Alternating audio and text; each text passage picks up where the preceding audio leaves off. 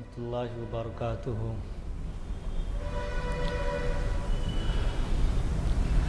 أعوذ بالله من الشيطان الرجيم. بسم الله الرحمن الرحيم.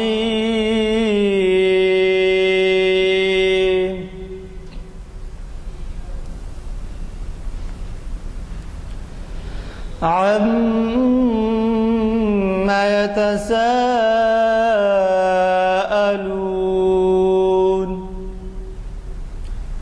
عن النبأ العظيم الذي هم فيه مختلفون.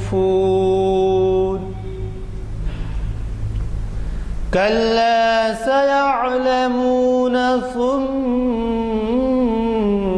كلا سيعلمون.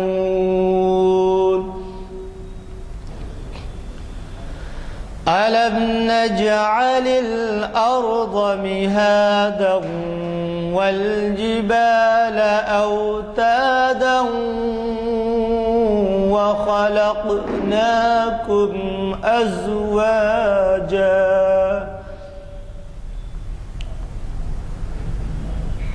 وجعلنا نومكم سباتا وجعلنا الليل لباسا وجعلنا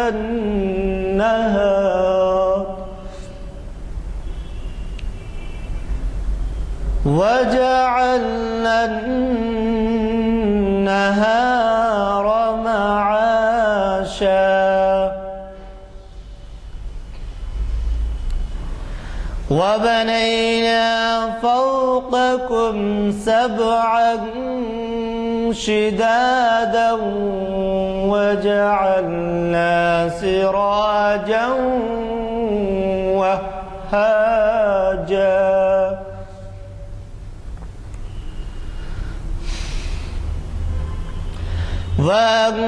وأنزلنا من المعصرات ماء ثجاجا لنخرج به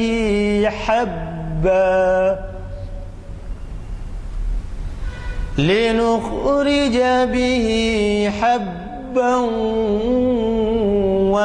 ونباتا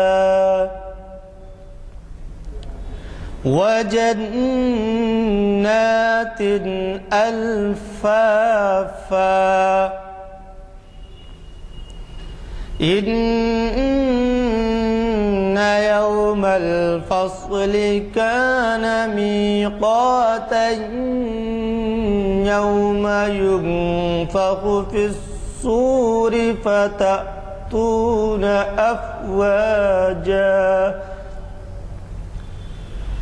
وفتحت السماء فكانت أبوابا وسجرت الجبال فكانت سرابا. إن جهنم كانت مرصادا للطاغين مآبا لابثين فيها أحقابا لا يذوقون فيها بردا ولا شرابا إلا حميما وغساقا.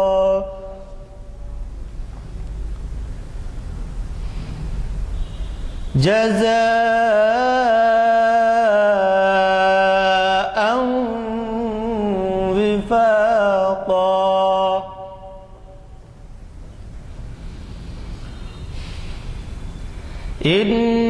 إنهم كانوا لا يرجون حسابا وكذبوا بآياتنا كذابا وكل شيء أحصيناه كتابا فذوقوا فلن نزيدكم إلا عذابا صدق الله العظيم.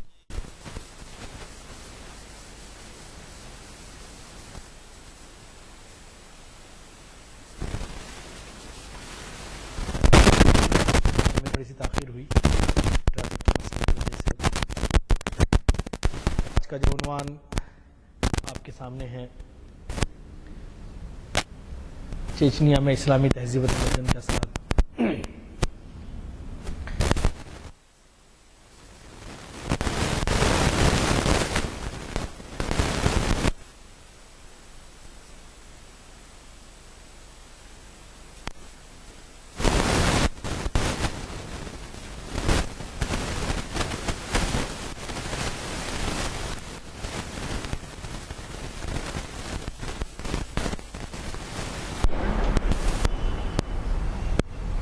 اسلام کی یہ دعوت عالم عرب سے اٹھی اور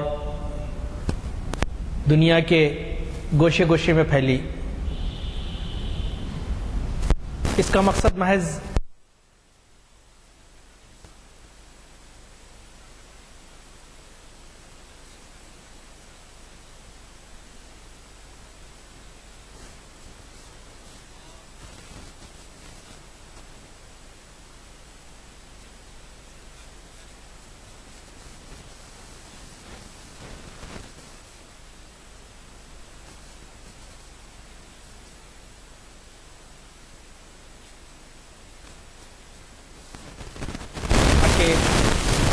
دعوت کو لوگ اپنائیں اور اپنے نفس کی غلامی اور دنیا کی غلامی سے آزاد ہو جائیں.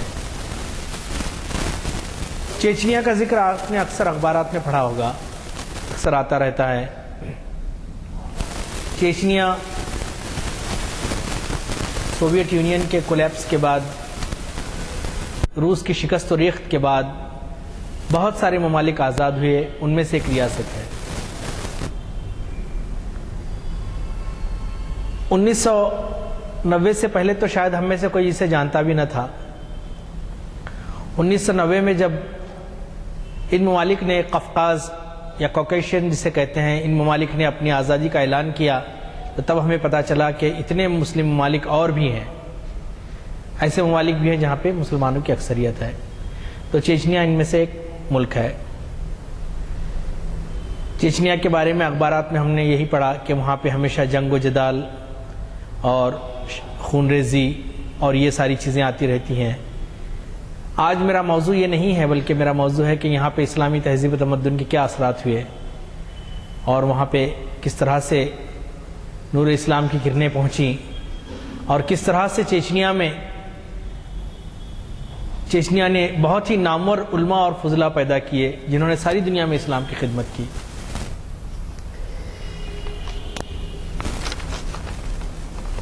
چیچنیا کے بارے میں تھوڑا سا میں جغرافیائی اعتبار سے بتا دوں کہ یہ ویکیپیڈیا کے مطابق یہ 17,300 مربع کلومیٹر کا ملک ہے، جبکہ اسلامی ذرائع کے مطابق یہ 19,700 کلومیٹر مربع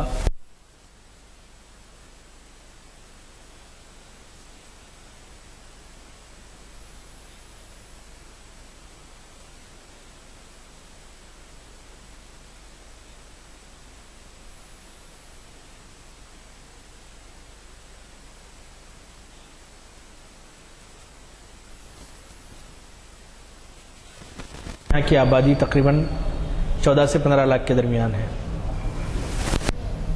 اللہ تعالیٰ نے یہ بہت ہی خوبصورت ملک پیدا کیا ہے. بلکہ اگر آپ کو یاد ہوگا تو کوہ قاف کی پریوں کی بات جو کہی جاتی تھی وہ اسی ملک کا نام ہے. کوہ قاف کی جو پہاڑی سلسلہ جو پریاں کہا جاتا تھا، ہمارے بزرگ جانتے ہیں. بہت ہی خوبصورت ملک. اس کے شمال مشرق میں داغستان ہے اور مغرب میں انگیشیا ہے، اور یہاں کے رہنے والے 95% چیچن ہیں، اور اس کے علاوہ یہاں پر روسی، داغستانی اور انگیشیائی مسلمان بھی رہتے ہیں۔ یہ ملک معدنی ذخائر سے مالا مال ہے، یہاں پہ سونا، تانبا، پیتل، میگنیشیم اور بہت ساری دھاتیں یہاں پہ ہیں۔ اس کے علاوہ زراعتی اعتبار سے یہ ملک بہت ہی خود کفیل ہے، بلکہ اسے یہ کہا جاتا ہے کہ رشیا کا ویئر ہاؤس کہا جاتا ہے اسے۔ رشیا میں سپلائی ہونے والا سارا گیہوں یہیں سے جاتا ہے، یعنی کہ اتنا زرعی زرخیز ملک ہے۔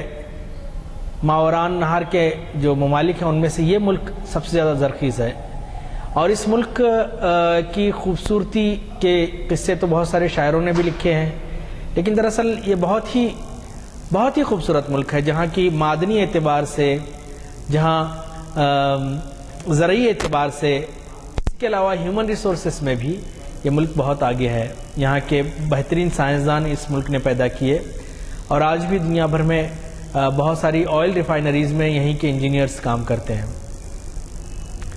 یہ معدنی دولت میں تیل کے ذخیرے سے ہی مالا مال ہے، پیٹرول یہاں نکلتا ہے، بلکہ یہ کہا جائے کہ خلیجی ممالک کے بعد ایک اہم ملک جس میں پیٹرول نکلتا ہے تو وہ یہ ملک ہے۔ تو آپ اندازہ کر سکتے ہیں کہ اتنا بہترین ملک ہے جہاں پہ اللہ تعالیٰ نے ہر طرح سے نوازا ہے۔ اب ظاہری بات ہے کہ جب اتنی قدرتی وسائل سے بالا مال ہوگا تو اس کی طرف دشمن کی نظریں تو اٹھیں گی، وہ چاہیں گے کہ ان ریسورسز کو اپنے قبضے میں لائیں تاکہ یہ ریسورسز کا وہ استعمال کر سکیں۔ اب ہم تھوڑا سا تاریخ کی طرف نظر دوڑاتے ہیں کہ چیچنیا میں دعوت کا آغاز ہوا کب سے۔ چیچنیا میں یا چیچنیا کے اطراف کے جو ممالک ہیں، جیسے داغستان ہے، ترکستان ہے، یا پھر جو دوسرے ممالک ہیں، ازبکستان ہے، 9 ریاستیں جو ہیں، یہاں پہ ایک تاریخ کے اعتبار سے دیکھا جائے تو حضرت عمر کے زمانے میں یہاں پہ پہل ہو چکی تھی، بلکہ بعض روایات میں تو آتا ہے کہ حضرت عمر سے پہلے یہاں پہ مسلمان تاجر پہنچ چکے تھے۔ حضرت عمر نے جو حکم دیا تھا کہ یہاں پر فوج کشی کی جائے تاکہ یہاں کے بندگان کو اسلام کی تعلیمات سے روشناس کیا جائے، ظلم و جبر سے نجات دلائی جائے، تو اس سے پہلے ہی یہاں پر اسلامی تجار پہنچ چکے تھے۔ اور اسلامی تاجر ہمارے دور کے تاجروں کی طرح نہیں ہے، بلکہ تاجر اپنے ساتھ ایک پیغام بھی رکھتے تھے۔ اپنے لین دین، اپنے کاروباری معاملات میں وہ اتنے اچھے ہوتے تھے کہ انہیں دیکھ کر دوسرے لوگ اسلام کی طرف راغب ہوتے ہیں، اور یہی حال ہوا کہ اسلام کے لیے زمین ہموار ہو گئی تھی۔ وہاں پہ بیزنٹائن یا بازنیتی سلطنت کا دورہ تھا اس وقت، اور یہ انہوں نے ظلم و جبر کا بازار گرم رکھا ہوا تھا، اور یہاں کے لوگوں کو غلام بناتے تھے، یہاں پہ طرح طرح کی ٹیکس عائد کیے ہوئے تھے، بلکہ ہوتا یہ تھا کہ ساری پیداوار بادشاہ کی ہوتی تھی، اور وہاں کے عوام محض ایک مزدور کی حیثیت سے کام کرتے تھے۔ تو یہ چیچنیا کے لوگوں کی حالت تھی، اور داغستان کے لوگوں کی بھی حالت تھی، آذربائیجان کا بھی یہی مسئلہ تھا۔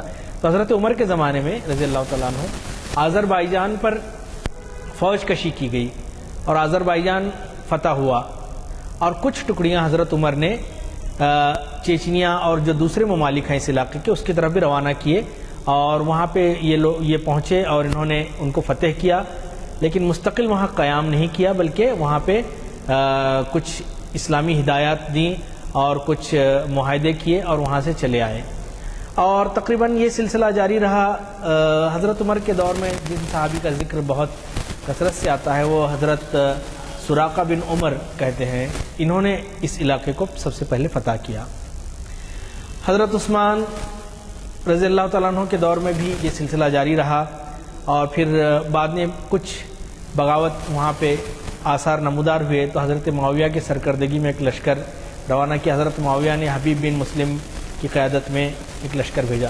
حضرت علی کے دور میں بھی اکا دکا ارتداد کی اور بغاوت کی خبریں آتی رہیں، حضرت علی رضی اللہ تعالیٰ عنہ نے اس مسئلے کا مستقل حل یہ ڈھونڈا کہ انہوں نے شام اور مصر سے کئی مسلمان خاندانوں کو لا کر اس علاقے میں بسا دیا تاکہ یہ لوگ ہجرت کریں، یہاں بس جائیں اور دین کی دعوت بھی پہنچائیں۔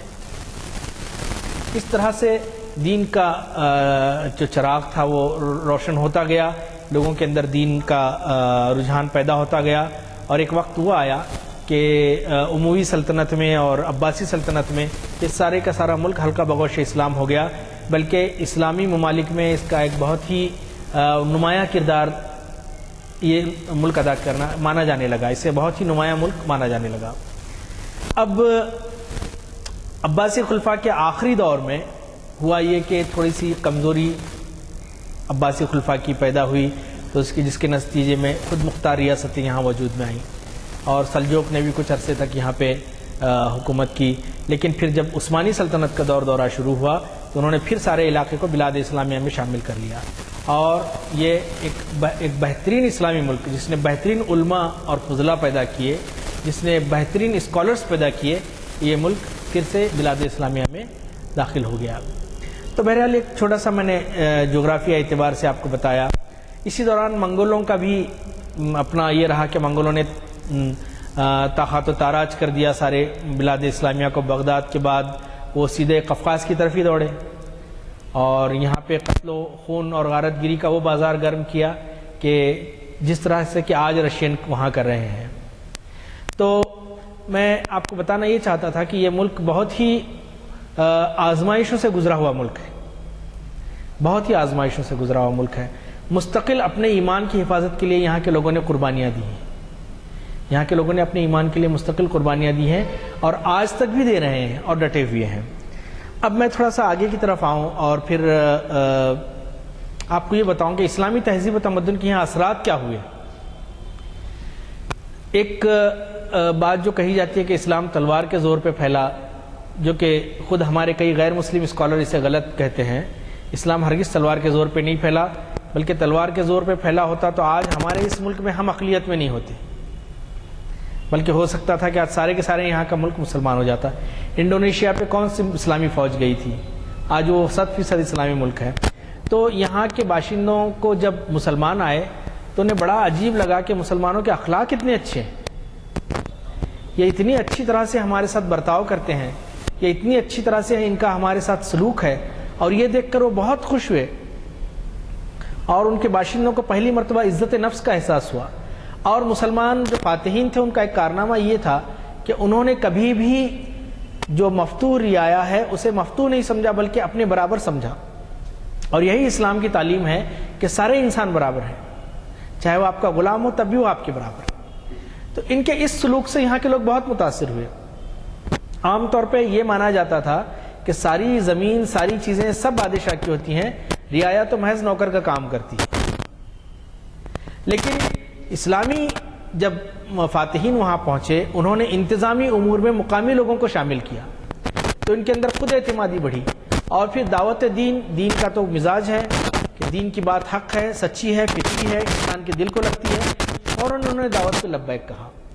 تو اس کے نتیجے میں یہ ہوا کہ چیچنیا میں دیکھتے دیکھتے ہزاروں کی تعداد میں مساجد اور مدرسے قائم ہوئے۔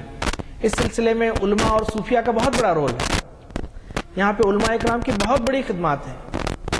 ایک حضرت ایک عالم دین ہے ابو بکر، وہ مستقل طور پہ وہاں پہ چلے گئے، ان کا نام ابو بکر بن محمد بن اسماعیل تھا، یہ مستقل طور پہ وہاں گئے، اور انہی کے ذریعے سے اسلام بہت زیادہ اس خطے میں پھیلا۔ اور پھر اسلام جب پھیلتا گیا لوگوں کو، اور پھر اسلام کی تہذیبی شناخت جو ہیں، مساجد ہیں، مدارس ہیں، خانقاہیں ہیں، یہ وہاں پہ قائم ہوتی چلی گئیں، اور لوگوں کو خوشحالی کا دورہ ہوا، لوگ امن و سکون سے اپنے گھروں میں رہنے لگے۔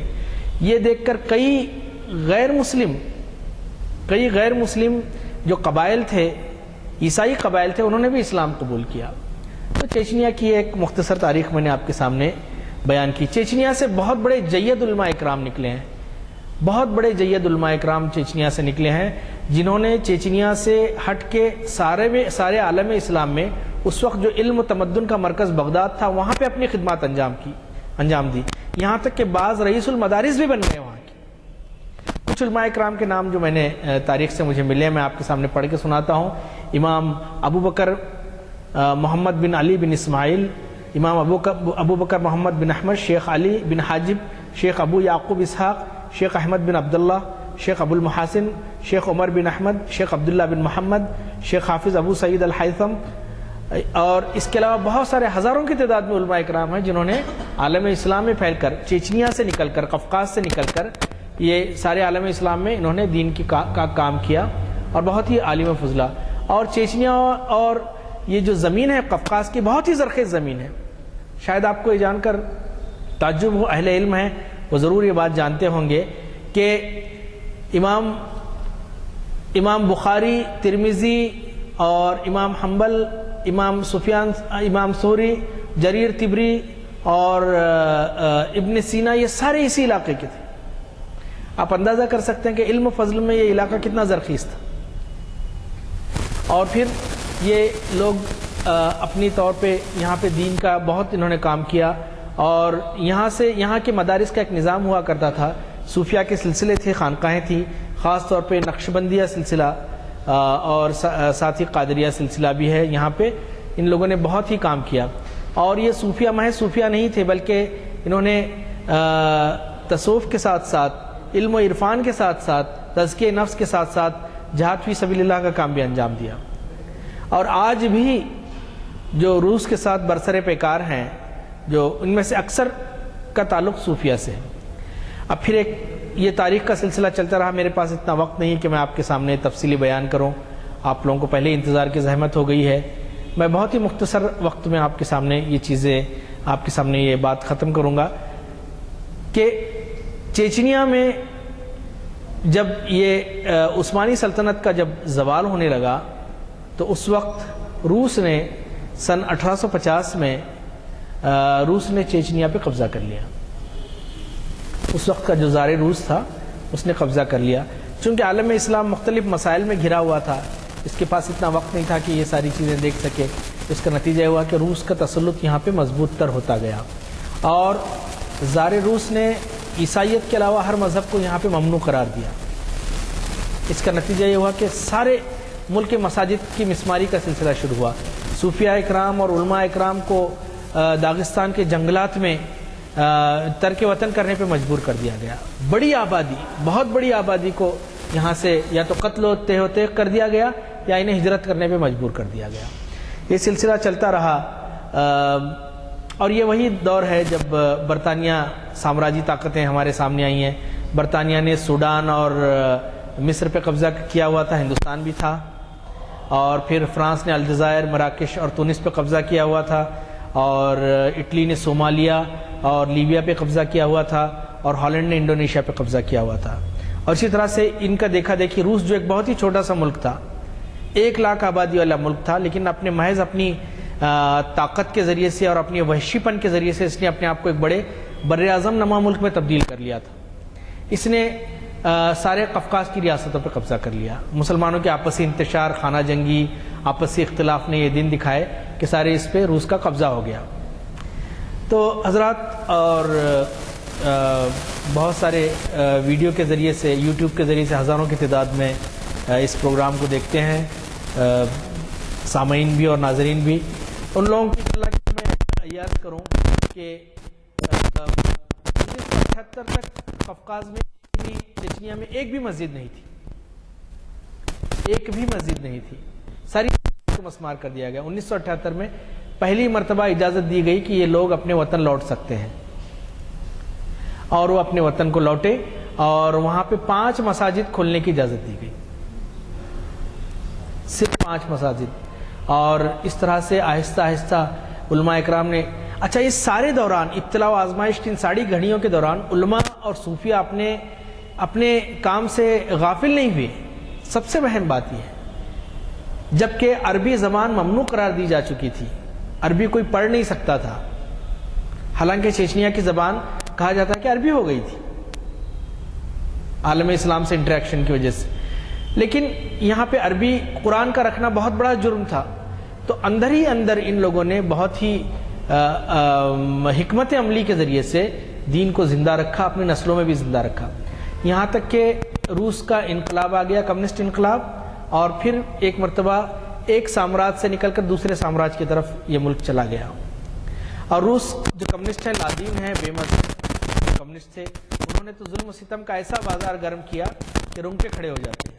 اگر آپ تاریخ کا مطالعہ کریں، آپ دیکھیں تو شاید چنگیز خان کی روح بھی شرما جائے، اتنا انہوں نے ظلم و جبر کیا. انہوں نے بہت ظلم و جبر کیا. ہزاروں کی تعداد میں علماء اکرام کو پھانسی پہ لٹکایا، بلکہ اپنے بھوکے کتے علماء اکرام کے آنکھ پہ چھوڑ دیا کرتے تھے. اتنا ظلم انہوں نے کیا. اور عربی کا لفظ کسی کے پاس نکلتا، عربی کی کوئی کتاب نکلتی تو اسے پھانسی کی سزا دے دی جاتی. لیکن آپ دیکھیے کہ اس کے باوجود، اتنی ابتلاء و آزمائش کے باوجود، دین کا ساتھ ان لوگوں نے کبھی نہیں چھوڑا. کسی نہ کسی طرح سے دین کو اپنے اندر باقی رکھا، اپنی اولاد کے اندر باقی رکھا. اب جن علماء کرام نے اس استعمار کے خلاف جہاد کیا، ان میں شیخ منصور، قاضی القضاء ملا محمد کیراوی اور ان کے شاگرد شیخ محمد شامل یا امام شامل جسے کہتے ہیں، یہ بہت ہی معتبر نام ہے. یہ خود صوفی تھے. انہوں نے بہت ہی بڑی جہاد کی تحریک اس غاصب حکومت کے خلاف جاری کی، اور وہ لڑتے رہے. لڑنا، دیکھیے مسلمان کا لڑنا اپنی جان کی حفاظت کے لیے ہوتا ہے یا ظلم مٹانے کے لیے ہوتا ہے.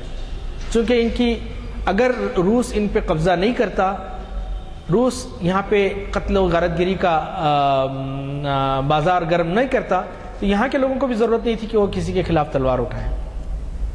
امام شامل نے بہت ہی بڑا جدوجہد انہوں نے کی، اور لیکن حالات ایسے بنتے گئے کہ انہیں ہجرت کرنا پڑا، پہلے ترکستان کی طرف، پھر مدینہ منورہ کی طرف. آخر مدینہ منورہ میں ہی ان کا انتقال ہو گیا.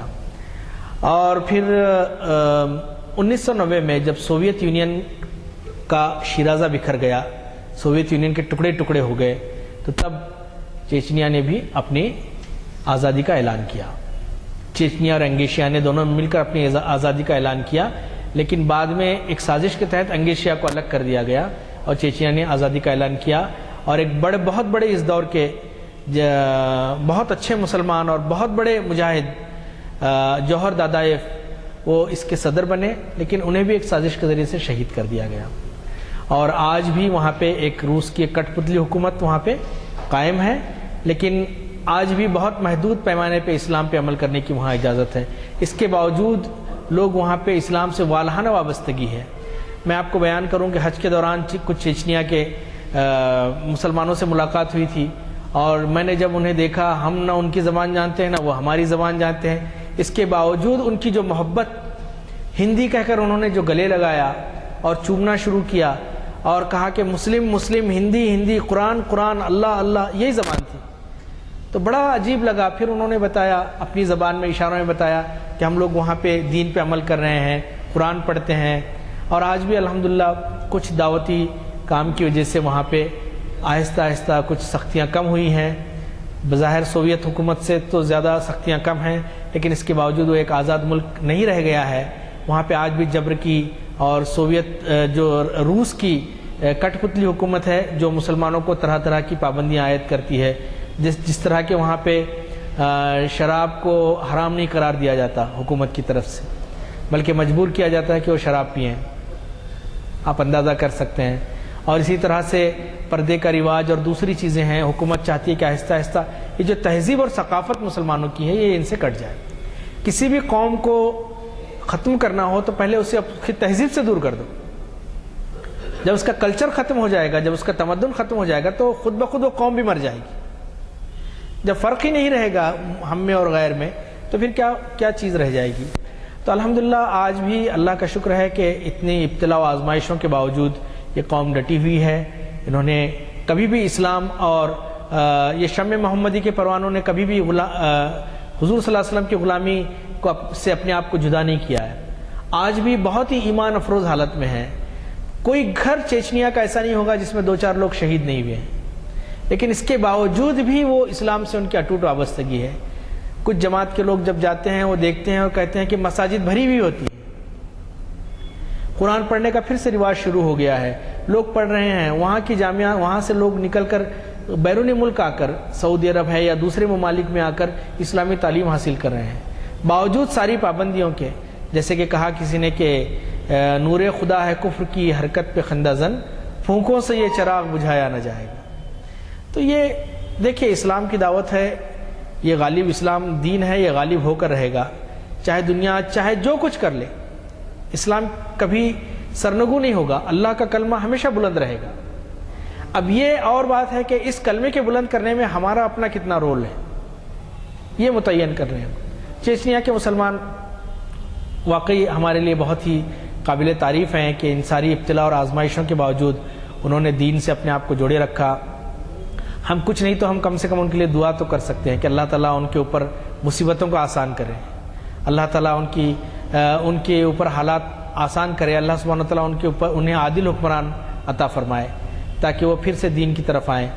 ہم کس طرح سے امام بخاری، امام ترمذی کی زمین کو بھول سکتے ہیں؟ یہ سارا علاقہ ایک بہت بڑے اسلامی بیلٹ کی شکل میں ابھرا ہے، اور پھر اسی لیے ساری دنیا کے چیچنیا نے آزادی کا اعلان کیا، ایک چھوٹا سا ملک، 1.5 لاکھ کی آبادی کا ملک، 1.5 ملین 10-12 لاکھ کی آبادی کا ملک، جو کہ میرے خیال میں حیدرآباد کے کسی ایک محلے کے برابر بھی نہیں ہے اگر آبادی کے لحاظ سے دیکھا جائے، تو کیا ضرورت ہے کہ روس بھی پریشان ہے اور امریکہ بھی پریشان ہے، برطانیہ بھی پریشان ہے؟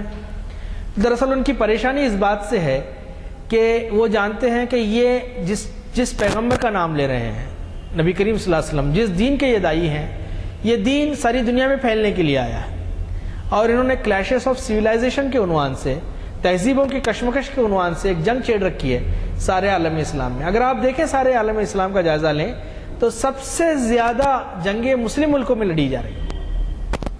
آپ دیکھیں سب سے زیادہ لہو لہان مسلم ممالک، چاہے آپ فلسطین کو دیکھ لیں، چاہے صومالیہ کو دیکھ لیں، چاہے سوڈان کو دیکھ لیں، چاہے پاکستان کو دیکھ لیں، چاہے چیچنیا کو دیکھ لیں، چاہے داغستان کو دیکھ لیں، چاہے آذربائیجان اور آرمینیا کے درمیان جو چل رہی ہے اس کو دیکھ لیں، آپ ہر طرف نظر دوڑائیں، ہر طرف مسلمان ممالکوں میں جنگ چھیڑ رکھی ہے۔ ان کا خیال یہ ہے کہ ان جنگوں کے ذریعے سے ان مسلم ممالک کو ہم اپنا غلام بنا لیں گے، لیکن یہ ناممکن ہے۔ انسانوں کے جسموں کو تو غلام بنایا جا سکتا ہے، لیکن ان کے روح کو غلام نہیں بنایا جا سکتا۔ یہ بہت اچھی بات ہے کہ ہمارے یہاں پہ بھی مختلف جماعتوں نے مختلف عنوانات سے چیچنیا کے مسلمانوں کے ساتھ اپنی ہمنوائی کی ہے اور ان کے لیے اپنی وابستگی کا اظہار کیا ہے، اور وابستگی کا اظہار ہم کیوں نہ کریں؟ ہمارے رسول صلی اللہ علیہ وسلم نے فرمایا کہ مسلمان ایک جسد کی مانند ہے، جسم کے کسی ایک حصے میں کانٹا چبھتا ہے تو دوسرے حصے کو اسے تکلیف پہنچتی۔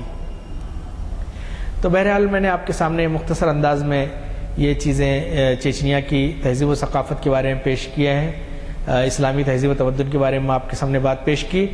میں جانتا ہوں کہ اس مختصر سے وقت میں آپ کو مکمل طور پر یہاں کی تاریخ سے میں واقف نہیں کروا سکا۔ انشاءاللہ کبھی اور موقع ملے تو چیچنیا کی مکمل تاریخ پہ بھی عنوان پہ بھی انشاءاللہ گفتگو ہو سکتی ہے۔ اللہ تعالیٰ سے دعا ہے کہ اللہ سبحانہ وتعالیٰ ہماری مغفرت فرمائے، اللہ سبحانہ وتعالیٰ ہمیں اپنے دین پہ چلنے کی توفیق عطا فرمائے، اللہ سبحانہ وتعالیٰ چیچنیا کے مسلمانوں کو آزادی نصیب فرمائے، اللہ سبحانہ وتعالیٰ جہاں جہاں مسلمان دین حق کے لیے مصیبت اٹھا رہے ہیں اللہ سبحانہ وتعالیٰ ان کو فتح نصیب فرما، اللہ سبحانہ وتعالیٰ ہمارے اس ملک میں بھی امن و امان نصیب فرما، اللہ ہمارے مسلمانوں کو عزت اور سرخروی عطا فرما۔ سبحان ربک رب العزت عما یصفون والسلام علی المرسلین والحمد للہ رب العالمین۔